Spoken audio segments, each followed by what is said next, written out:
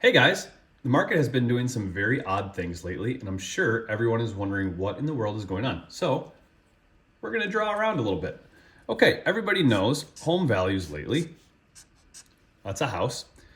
Over the last 10 years, they've pretty steadily gone just like this, and this is probably Q1 of 2022, and then here we are today, we're starting to go like this, okay? I would say home values are down probably 5%, maybe even more year over year, and that information is a little lagging behind because data just can't necessarily keep up.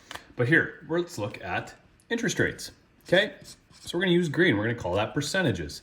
Interest rates over the last 10 years or so have pretty much kind of stayed flat. We've seen things kind of in the fives and the fours, but for that reason, I'm just going to kind of draw a line. Then they sort of went down to like in the twos, and then they went, oh my gosh, and they started climbing really, really, really high, and they've sort of plateaued from there. Okay, this peak right here and this peak right here.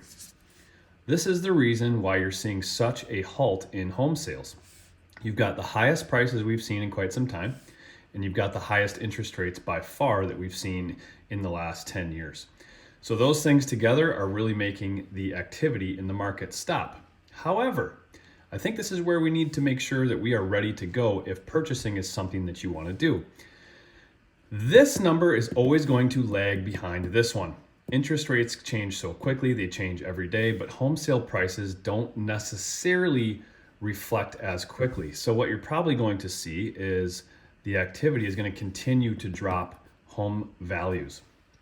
One day, the Fed is going to decide that inflation is where they want to see it, or they've had enough of putting halt on things, and this number is eventually going to start to go back down.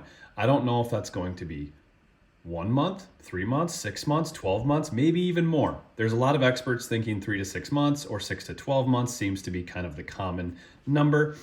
But I would be willing to bet that most of you would love to buy when home values are here and interest rates are here, right? This small window. But it's not that easy because what happens is once this goes down, all these new buyers come back into the pool and home values start to go like this again, and pretty soon you've missed it.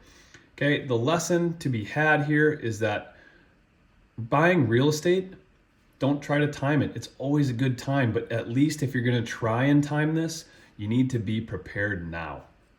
I hope that helps you guys understand what's going on and what we're seeing out there. And also, I hope you enjoyed my beautiful artistic talents.